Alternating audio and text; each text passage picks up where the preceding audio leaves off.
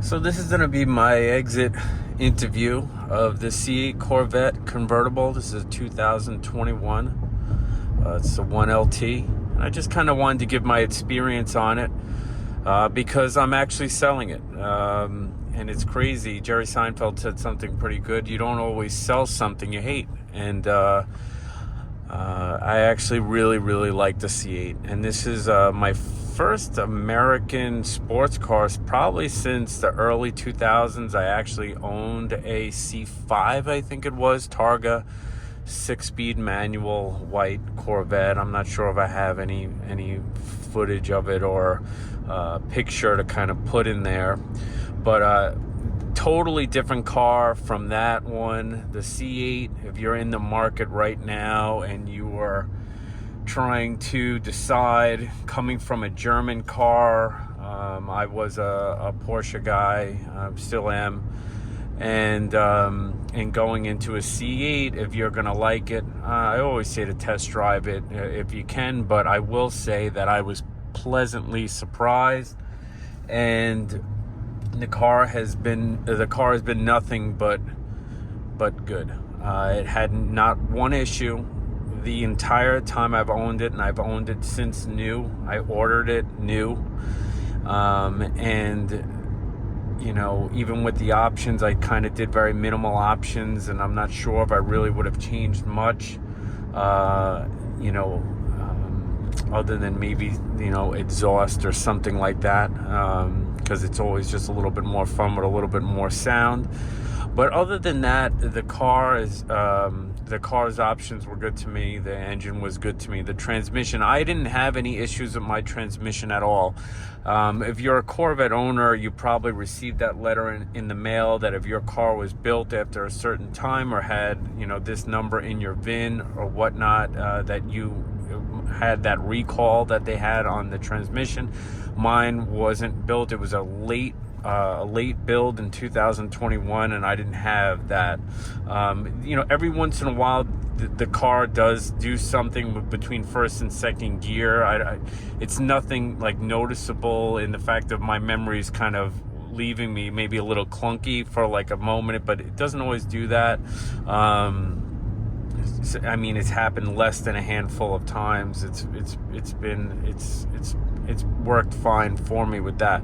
The mirror, as of right now, I don't know if you could see it in the camera, but that's the actual, video camera or the video of the back of the car that comes through the mirror. That's had a glitch once or twice, but then once you kind of go through and restart the car, it goes back to normal again. That's probably the only thing that I've had. Maybe a couple times it's happened, but not many.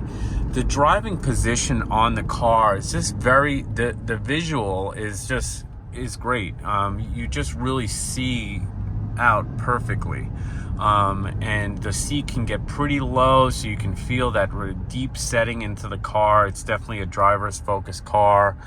And being that mid-engine, the turning on the C8 and just the handling on the C8 is not like what it used to be, for sure, in a good way. So you get that tight handling. The turns have just been like on rails, and it's just been a great all-around sports car that's not going to cost you $200,000-$300,000 where you're nervous on everywhere you go with it. This thing, I don't have the lift kit in it, and you'll see as I'm going up speed bumps now, I never had an issue getting into a driveway. If you've driven low cars before, it's the same deal. You go through things a little bit sideways and you're good. The car's not that low in the front. So to kind of really just sum it all up and to kind of put it all in just all around of what my experience was, it was just a really good experience. I definitely think the C8 could be an option for me in the future. If I could get my hands on the ZR1, I would love to own that, the new one that's coming out.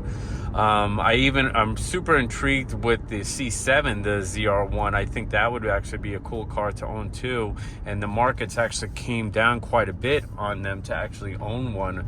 So that might be in the future. Leave a comment below if there's a sports car that's worth checking out, that is in the $100 to maybe $150,000 price range that you think is worth checking out. I'm definitely open to kind of see what's next. The Z06 is still I know some of them are selling at sticker. I've heard from auction they are, but I haven't seen one yet. And I live in South Florida, and it just really hasn't come there. If I actually found one at sticker, I might actually take a jump at it, but I haven't yet. But other than that, again, so I'm not sure which car I'm going to go into next. But I would go into a C8 again. I do know that it's definitely a fun car to drive, and honestly, it was worth it. Kind of sucked. I paid the over when I bought it, but. And if I would have waited a little bit, I probably wouldn't have had to. But I don't know. I think some people are still paying the over on the new cars. Even if it's $5,000, they're paying over sticker price. I know some people are paying MSRP, which is great. And if you can find a C8 for MSRP, you won't be doing yourself a disservice to pick one up. That's for sure. And there's another thing I wanted to add. I'm not sure where I'm going to put this in the video, but the radiators. When everybody was first picking up the C8s, they were talking about, I'll try to add a clip in, of the radiators kind of being exposed to rocks and stuff in the front. My car has 18,000 miles on it. It definitely did take hits from pebbles and whatnot into the radiator. Never had any issues with that. I'm kind of curious of when the issues would happen. How much damage does it have to have them replaced? And if anybody has any experience with that or had any issues, I'm kind of curious with that. I was always on the mindset that the engineers designed it a certain way that if you blocked it and cut the air a little bit going into it to protect it, there could be an issue with overheating the car. And I'm not sure if people have came into that issue or not, but that was my thought, so I didn't really care. I wanted to kind of just leave the car the way it was, but I never had any issues, and I'll try to throw a clip in to kind of show you how much damage mine took, and it's still, there was no problems with it. So again, if you're in the market for one of these things, picking it up for the right price would be the number one objective. And then secondly, just to know if you're coming from another German engineered car or some other sports car, a Mustang or something like that, you will not be disappointed when it comes to the C8, that's for sure. I would definitely pull the trigger. I'm sure you'll be delighted on just how overall this car is usable in every scenario, from just going out to dinner to just cruising to kind of pounding on it on a track if you were to track the car. So yeah, my overall objective and my opinion is 2 thumbs up. It's definitely worth the money for sure. Chevy definitely got it right. If you have any questions below on something that I didn't hit or I didn't talk about, there's a lot to it.